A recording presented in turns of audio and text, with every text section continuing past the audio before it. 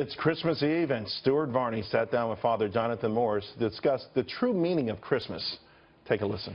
Christmas to me is a special time. I don't feel like this at any other time of year.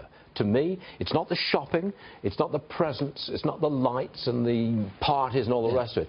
It's just a special spiritual feeling. And I suspect that that's what you're going to communicate to your parishioners today. I hope so. You know, there's the human part, no doubt, and, you know, it's the sounds, the smells, all of that is at the parties. The cultural association. Yeah, and people are nicer around Christmas. That's the first part. But then, as you suggest, there's a second level, the spiritual part. And the spiritual is the things, the intangibles.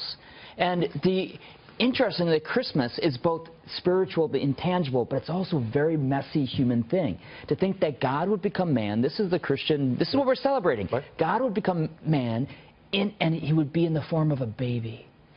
The thing that couldn't scare anybody. A baby doesn't scare anybody. And I think it's God's way of saying, where you're at right now, in all the messiness that is your life, our life, I'm going to come to you in a form that you can embrace me and embrace my love. That special feeling comes to me at Christmas, almost automatically. I don't need to see the Christmas tree or the lights and the shopping and the presents and the parties and all that. I don't need all of that. It comes to me. I'm sure it comes to you, does it not? It does, but it also comes to you, I think, because you've had some formation, some spiritual formation. There's a lot of people out there who don't have any of that you know, basis, the background. How do you reach those people? How do you do that? Because a lot of people shy away from overly religious talk. If you say, Jesus is my Savior, people react a little bit against that. They back away.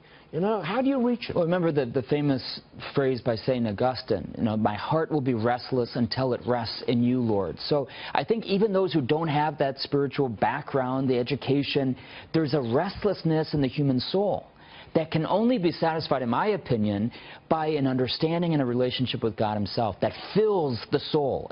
Talk about the ultimate soulmate. That's who it is, in my opinion. Deep down, all human beings are hardwired to have a spiritual life. That's my belief. Yours? Yes, because the soul is eternal. That's why you don't say, you know, I'm going to love you for a little while, and then I'm not going to love you anymore. Well, love is tied to the soul, and the soul is tied to eternity, which is God.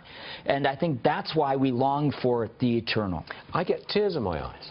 All I have to do is go to church and sing a Christmas carol, and I've got tears in my eyes. You know that? You're a sensitive guy. Don't let anybody know. I'm not a sensitive guy. You're a sensitive guy. Don't let anybody know. This is the greatest time of year for me. This is the time that I truly love.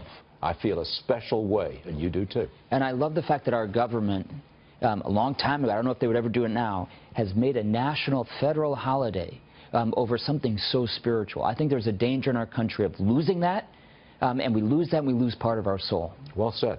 Father Jonathan Morris on this Christmas Eve. Thank you very much indeed, Father. And Merry Christmas to you and your parishioners. Thank you.